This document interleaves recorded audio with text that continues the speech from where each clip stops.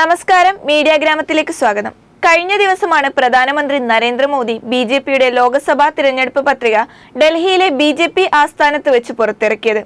സങ്കൽപ് പത്ര എന്ന പേരിൽ 75 പദ്ധതികൾ ഉൾപ്പെടുത്തിയിട്ടുള്ള വാഗ്ദാനങ്ങളുടെ പെരുമഴയായ ഒരു പ്രകടന പത്രിക. പ്രധാനമന്ത്രി നരേന്ദ്രമോദി കൂടാതെ ബിജെപി ദേശീയ അധ്യക്ഷൻ അമിത് ഷാ, ആഭ്യന്തരമന്ത്രി രാജ്നാഥ് സിംഗ് എന്നിവരുടെ നേതൃത്വത്തിലായിരുന്നു 1.5 മണിക്കൂർ നീണ്ടുനിന്ന പ്രകടന പത്രിക അവതരണം.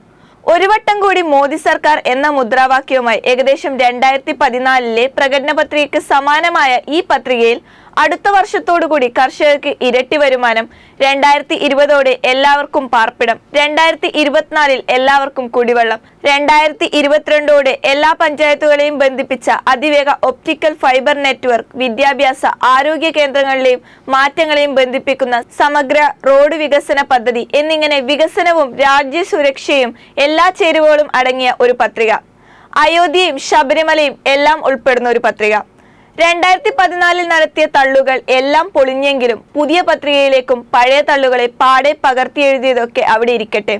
എന്തു വന്നാലും ഏറ്റവും ഒടുവിൽ വളരെ സൂക്ഷ്മമായി പരിശോധിച്ചും സമയമെടുത്തു തയ്യാറാക്കിയ പ്രകടന പത്രികയിലെ ചെറിയ ചെറിയ തെറ്റുകൾ കണ്ടെത്താൻ ബിജെപിക്കോ മോദി സർക്കാരിനോ കഴിഞ്ഞില്ല എന്ന് തന്നെ വേണം പറയാൻ.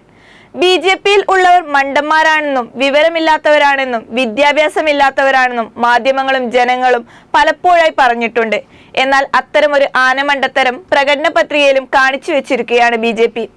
എവിടെയാണ് ബിജെപിക്ക് പിഴച്ചതെന്നല്ലേ? പ്രകടന പത്രികയിലെ 32-ാം പേജിൽ 11-ാമതായി ഒരു വിചിത്ര വാഗ്ദാനമാണ് ബിജെപി സർക്കാർ നൽകുന്നത്. വനിതാ ശാക്തീകരണ വാഗ്ദാനങ്ങളുടെ കൂട്ടത്തിൽ സ്ത്രീകൾക്കെതിരെയുള്ള കുറ്റകൃത്യങ്ങൾ തടയാൻ ശക്തമായ നടപടി സ്വീകരിക്കുന്നതിന് പകരം കുറ്റകൃത്യം നടത്താൻ എന്നാണ് ബിജെപിയുടെ പ്രകടന പത്രികയിൽ പറയുന്നത്. പ്രിവെന്റ് എന്ന വാക്കിന് പകരം കമ്മിറ്റ് എന്ന പദമാണ് ഉപയോഗിച്ചിരിക്കുന്നത്. സംഭവം ചെറുതായ ഒരു വാക്ക് തെറ്റിപ്പോയതാണ്, മാറിപ്പോയതാണ് എന്നൊക്കെ പറയാമെങ്കിലും കാര്യം ബിജെപിയുടെ കയ്യിൽ നിന്ന് പോയി എന്ന് തന്നെ വേണം പറയാൻ. അല്ലേലും വരാനുള്ളത് വഴിയിൽ തങ്ങില്ലല്ലോ.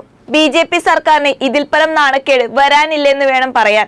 എന്തു വന്നാലും പ്രൂഫ് റീഡിങ്ങിനെ കുറിച്ചൊക്കെ നമ്മുടെ സർക്കാർ ഒന്ന് അറിഞ്ഞിരിക്കുന്നത് വളരെ നല്ലതായിരിക്കും. ഭാവിയിൽ ഇത്തരം അബദ്ധങ്ങൾ വീണ്ടും ആവർത്തിക്കാതിരിക്കാൻ ഇത് സഹായകമാകും.